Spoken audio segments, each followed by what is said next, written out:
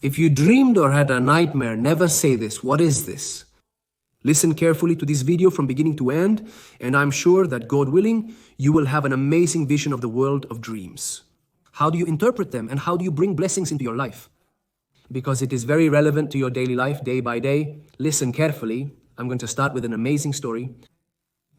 1906, Rabbi Chaim Yudaliv and Rabbi Shimon Tzvi have an incredible dream.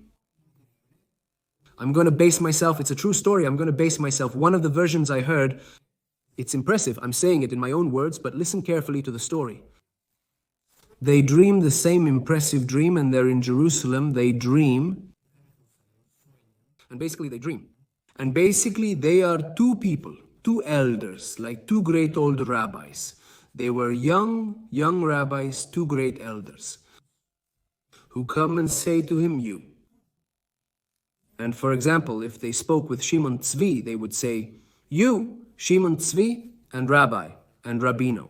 Yehuda Leib has to found the first yeshiva, the first Kabbalistic study center in Jerusalem, Ashkenazi in the world, Ashkenazi.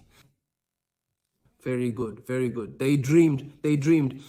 Now, on the same night, they dreamed and kept sleeping. Suddenly, again,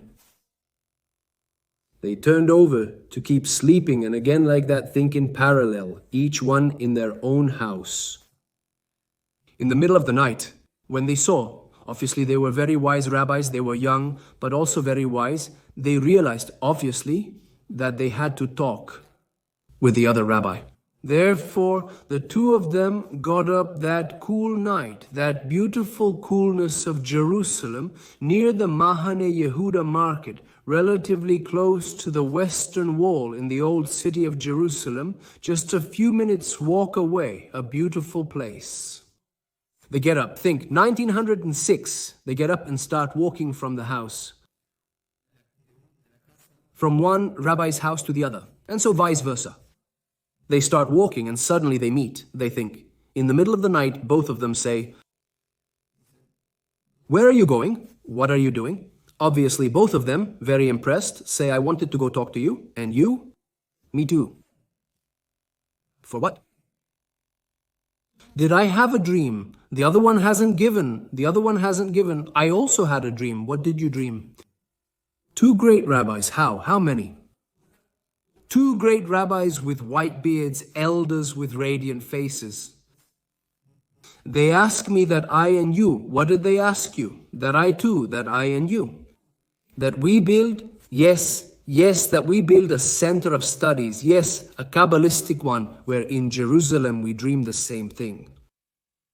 Therefore, they came to the conclusion that they dreamed the same thing. They looked at each other, they think, I imagine silence, sounds of the trees, the foliage of the trees in Jerusalem, absolute silence. The two rabbis focused, thinking about what to do. That meant leaving the study center they were studying at and starting from scratch, a new project, a new yeshiva, a new study center. Therefore, they said we have to do it, and indeed they did. They did it. They slowly began to raise funds, to find a place, to get rabbis, students, and slowly they began to form this first study center. This first yeshiva of Mekubalim, of Kabbalists in the city of Jerusalem, the holy city of Jerusalem, impressive, today is known as the Yeshiva Torah Study Center. Shar Hashamayim, the gate of heaven. Impressive, the gate of heaven, impressive. Shar Hashamayim. Now, something beautiful that I heard.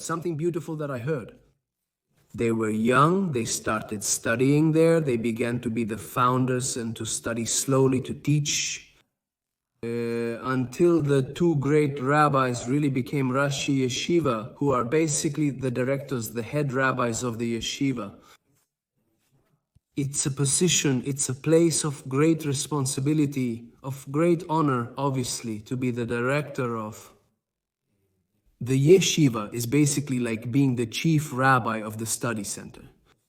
And it was the two of them. When about 60 years had passed, one of them asked his friend, obviously lifelong friends, he said, "Do you remember the dream we had?" He said, "How could I not remember?" Is all of this based on that dream? He says, "I have a question that I always ask myself, and I don't know the answer. Maybe you can help me." "Dear friend, dear rabbi, friend," he said. "What's your question?" He says. There were two elderly gentlemen, white beards, radiant, radiant faces. Who were they? Who were they? Oh. What a question you asked. What an impressive question. I think that I have a possible answer. Really? Yes, come with me. They went up the stairs, opened the door, and entered the classroom. Big, where the synagogue is the study center. Imagine the sound of Torah. You should know that when we study the Torah, we study with energy, with noise. It's not like a library where they say, don't make noise, and this and that, all in silence, right? A place, a study center, if you haven't seen one yet, it's impressive. A Torah study center is a place where you hear voices of Torah. Usually we study in pairs, facing each other, each with his own book. And basically it's called in Aramaic, not in Hebrew, it's called chavruta, chavruta. It's the concept of two friends studying together. One in front of the other, with the books in front of us, and basically asking each other questions. Basically, Judaism, as you know, is constantly about questions and delving and going deeper and deeper and deeper. That is, as we know, Judaism is studied with 4 levels. He calls it the paradis: Pshat, Remes, Pshat, Remes, Drash, and Sod. Basically, it's 4 levels of Torah study, which is the most literal part that always has to be connected to what the sages explain. Obviously, it's never purely literal, but it's basically what is understood in the most literal way. But always, as I said, with the commentaries of the sages. Rames is deeper. Pardes, Remes, Drash is deeper, and Sod are the secrets of the Kabbalah. What? The deepest, obviously. Think of it like a great iceberg, where you see a huge mountain of ice, but you have to know that about 80% of the surface is below the frozen waters. That is to say, the sea of the Torah is a sea of infinite depth. Obviously, because it is obviously the voice of God in this world, it is the teaching of God, which is the Torah. I say this as an aside. So the 2 great rabbis enter. All the students stand up in honor of the rabbi's Torah. They rise out of respect. Obviously, when a great rabbi, a rabbi, or an elder enters, you also stand up out of respect for the Torah. That a person shows respect to someone if they are an elder. Obviously, these are very, very deep laws, but basically, just imagine. Many students standing up in honor of the Torah, of the rabbis and the rabbis. They walk, the students sit down and continue studying, and they arrive at a large library. And in the background, the sound of the Torah of the students. Let them think that the 2 of them are the founders of all that wonder of Torah, of the depths of the Torah. In Jerusalem, the holy city of Jerusalem, impressive. And they approach a library. They open the library and imagine a lot of books in front of them. So the one who asked the question, the rabbi who asked the question, thought that maybe he was going to say, look, in this book, here it could be this author, this great tzaddik, this great righteous man, this great author, or this great author. Suddenly, his friend, the other great rabbi, moves the books a little to one side, moves the books a little to the other side, and suddenly what was in the back? What do you think? A mirror, he moves the books, and suddenly both of them are frozen, like you say in English, frozen. Now the rabbi who asked the question was even more frozen than the one who gave the answer. Who were those 2 great rabbis who came into our dream? In 1906, did he realize that it was themselves? Now 3 ellipses And I ask you, before we start delving a little deeper into the topic of how to interpret your dreams, and what you should never say when you dream or have nightmares, 3 ellipses. And I ask you, I'd like you to tell me in the comments, what does this teach you? Take a few seconds to think. What does this teach you? What does this tell you? The 2 great rabbis in 1900, 6 elders went to them when they were young and told them what they had to do. Obviously, they could choose to do it or not to do it. What does it tell you? Very good, very good. Very good. Now, I'm not going to go to 1906, but to a book that is actually many books. It's the Talmud, the Gemara. The Gemara is written in the Gemara, in the Talmud, which is a book from about 1500 years ago. It's a masterpiece by the sages of the Torah, the oral tradition of the Jewish sages.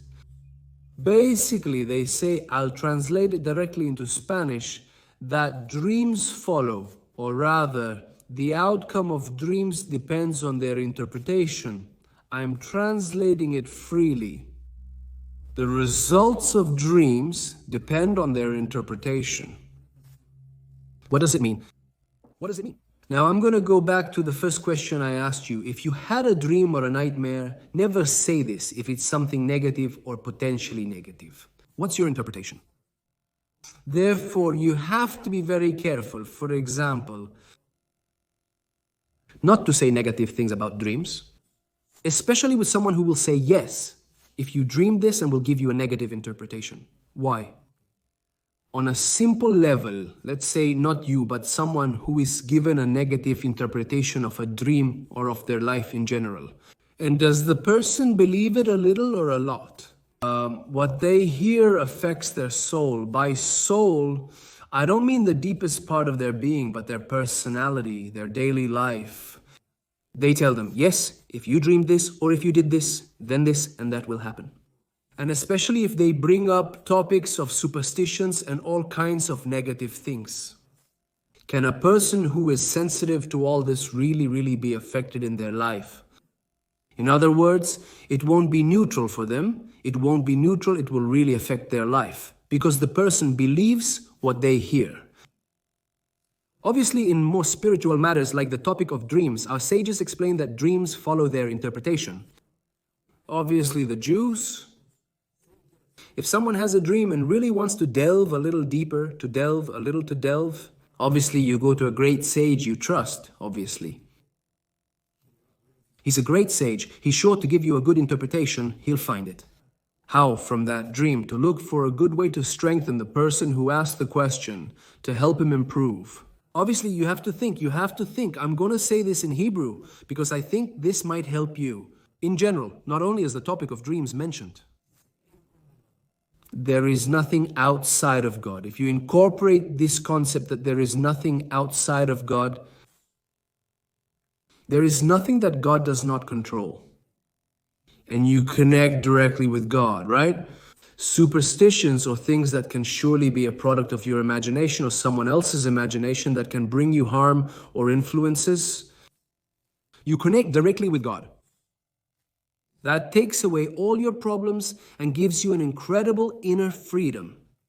You understand that God, the Almighty Creator, is the one who oversees everything.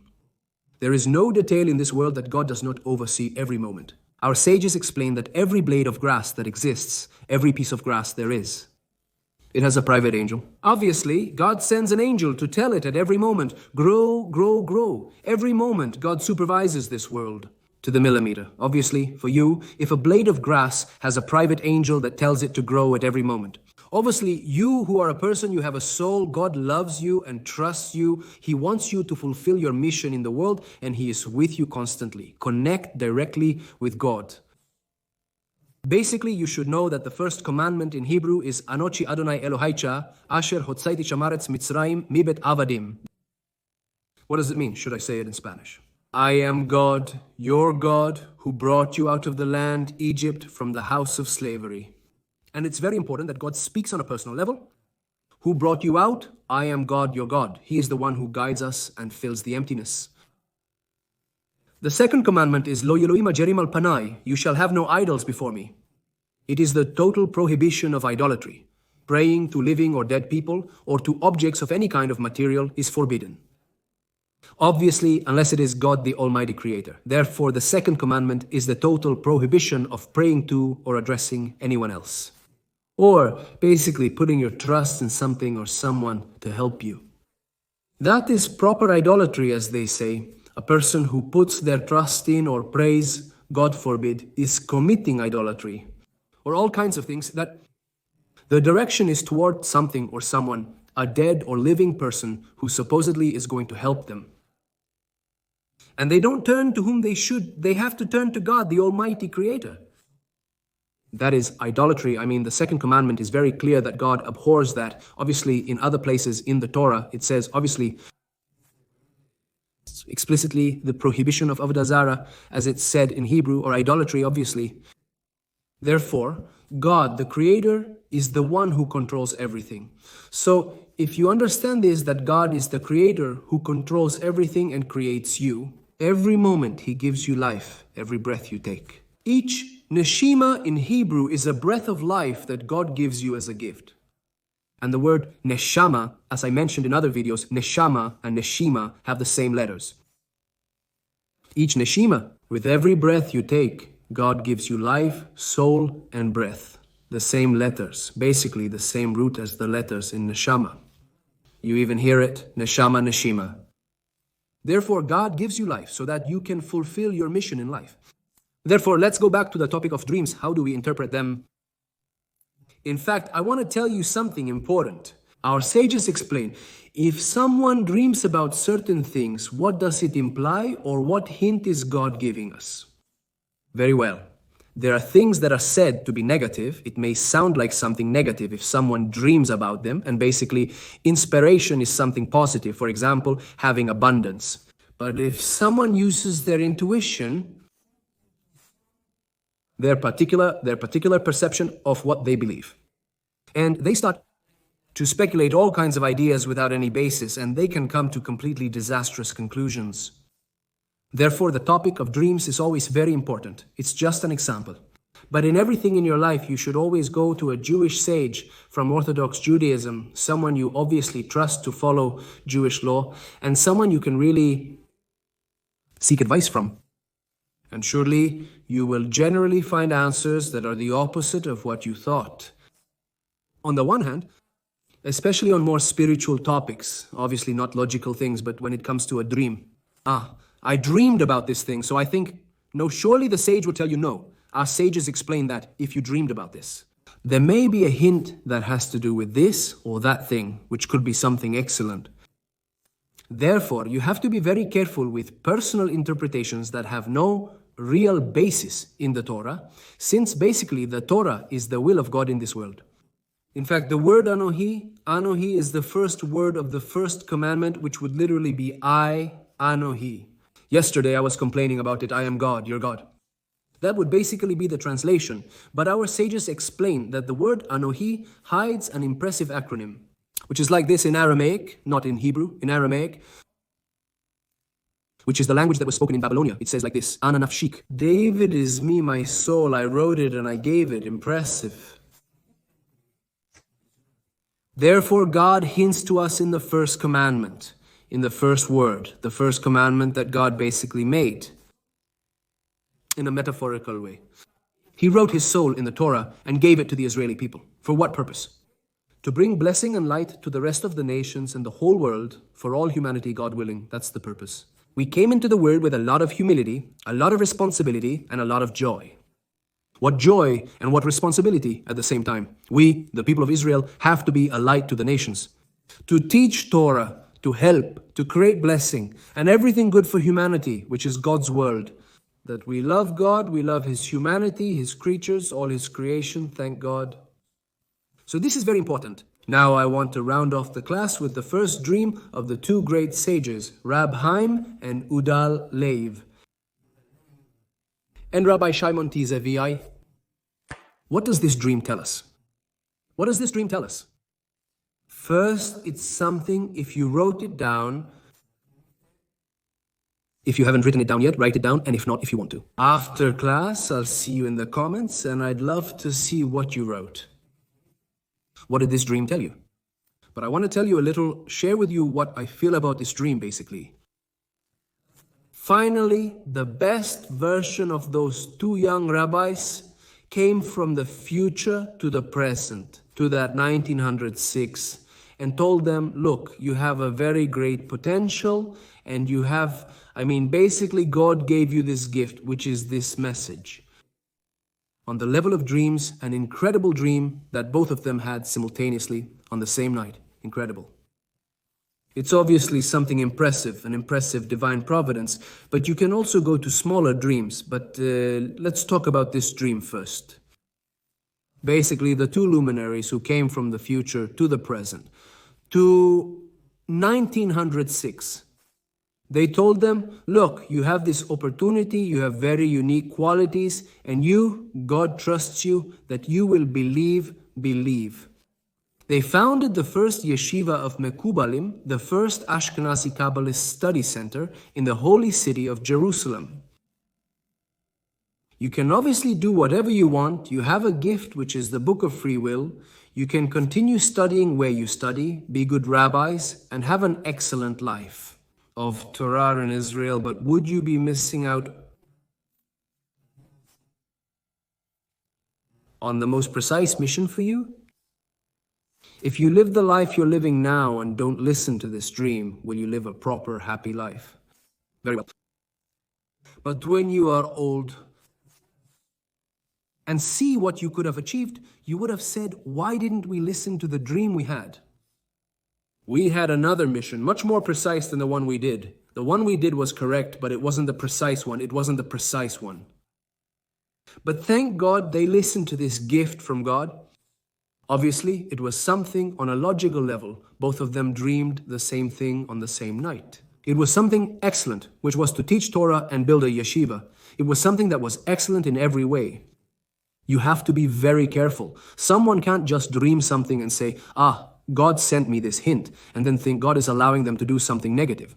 That is obviously completely forbidden. And if you ever have doubts, you can always go to your rabbi and ask, I dreamed this, or I want this, or I'm thinking this. Not only with dreams. This topic of dreams is interesting because it gives us a chance to talk about other subjects as well, not just dreams themselves.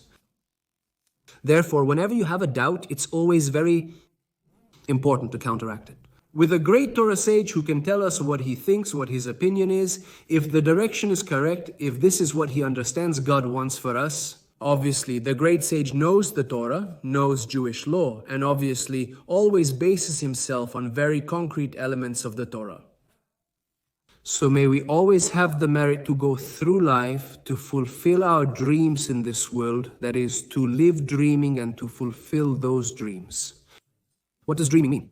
To do God's will with joy and with heart, to fulfill our mission, as we said, in the most precise way, not something generic or general, but to go on the right path in a specific way. No, obviously that's very good, but we have to try at every moment, of course. Talk to God, ask God for guidance. Help me, God, to do your will in the most precise way possible. How can I help each person in the most precise way at every moment? What should I say? What shouldn't I say? What should I keep to myself? And what should I say? And if I say it, how should I say it? So that the person can listen in the best way possible. I'm giving ideas and examples, each person according to their place in the world. At your workplace, at your place of study, with your family, wherever you are, constantly seeing and connecting with God, talking to God every day. Ideally, a fixed time, in a fixed quiet place, where no one bothers you with your words. Ask God for guidance, advice. That's ideal, that's perfect. And so, God willing, you will be aligned with God's will to do His will in the most ideal way possible. So it's very important that we keep this in mind and, as we said, be very careful not to share things. Dreams. There are people who might give you a negative interpretation. Obviously, don't do that. And yes, share with positive people who can help you. They can strengthen you, help you feel stronger about yourself. How can you find ways to strengthen your dreams or the dreams you want to achieve? Always looking for that. We need to know, as our wise Kabbalists explain, that what we see outside is what's happening inside us. It's also about optimism. Optimism, not just about dreams, not just about dreams. Of course, try to interpret them in an optimistic way, as we said, that's something basic, but also in your life in general, be optimistic. Also, as Rabbi Nachman explains, the great righteous Rabbi Nachman of Breslau, he says this: if you believe that you can break something, you also have to believe that you can fix it, you can repair it. He translated it freely. That is, even if you made a mistake, you have to know that there is a solution for that. That is, if you think something can be broken, can be shattered, it can also be repaired. That is, always think how. Even about the small mistakes you made, how can you improve? Ask God for forgiveness. Ask God for guidance. As we said, try to constantly improve. Ask others for forgiveness if you did something negative. If you said something negative, constantly repair and look at your life with optimism. See your life in a positive light. It's very important. See yourself, see those around you, see all of humanity, a connection with God, optimistic and happy and cheerful. If you like this video, I obviously want to invite you to visit my channel, Spiritual Mentors Television, where there are many videos on all kinds of topics. And also, that you become part, if you aren't already, of my beloved community, Israel High. May everything be abundant, with much success and blessings, and pure, clean dreams, full of optimism and light for the blessing of all humanity. I constantly submit you to God's will with joy and a good heart, success and blessings.